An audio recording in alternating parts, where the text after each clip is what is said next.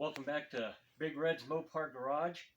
We've worked some more on the 340. We got all the pistons in all the way around. Got the camshaft in. Got the lifters in. You got to put the lifters in on this motor before you put the heads on. Got this cylinder head on. Got it torqued down.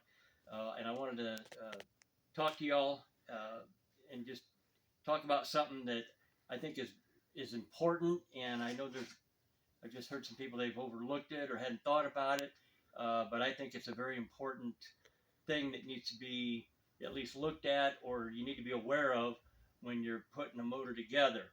And what we have is these are Edelbrock heads, and great heads. I've used them on big block, small block, same as like the Stealth 440 for big blocks.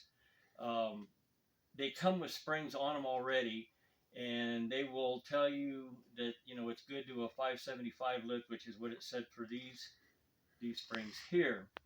And that might be for certain applications or for certain cams.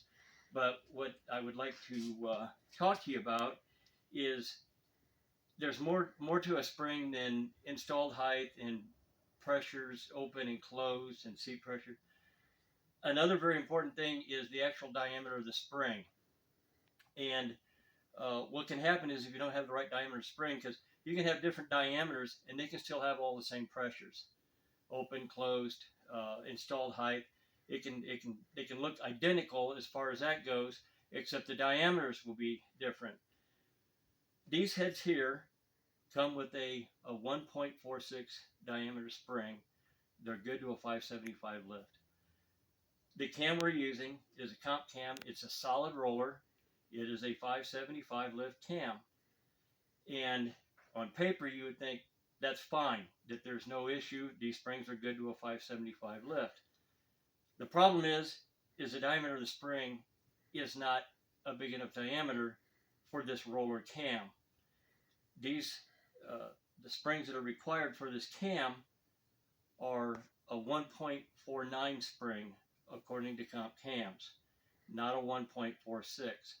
So you would think, well, 149, basically 30 thousandths, that's not that big of a difference, but it is a big difference because the smaller diameter spring, if you're using this cam and getting up to 6,000, 6,500 RPM, what happens is it's going to overheat the spring. The spring will overheat with repeated use, not just because of the heat of the motor, but because of what that spring is having to do to try to control valve float and the seat pressures that it's being put under. And what you might notice is that you'll go out, if you're racing the motor, if you're racing a car, racing this motor, is you'll go out, your first pass is going to be your best pass. It's going to be the fastest pass you make. Then the second pass, it'll go a little bit slower. Third pass, a little bit slower. Fourth pass, a little slower. And what's happening is that spring is overheating. It's not cooling down, and the valve is floating. Is what's going on. And you're only going to get away with that for so long and for so many passes. And we all know what happens when the valve floats too much. It's either going to hit the piston, or if it really gets into a float problem, it's just going to come apart. And then, of course, the valve drops down and hits piston. So be very aware of the cam that you're using. You should get with that cam manufacturer and use the spring that they are recommending, because it's more than just seat pressure. It's more than just height. It's more than just opening pressure and coil bind at that installed height.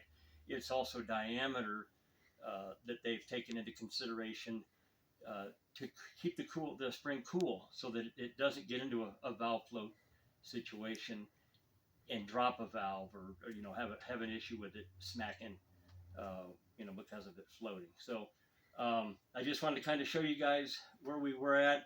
I know I said I was going to have my buddy's 73 Roadrunner on, but we ran into some problems. We didn't get the parts that we needed Wednesday like we thought, so that didn't happen. So I came back and started working on this motor a little bit more, and got the pistons in, got this head on. I'm going to go ahead tomorrow and get a little bit further on it. So just want to welcome you back to part 3 of the 340 stroker motor.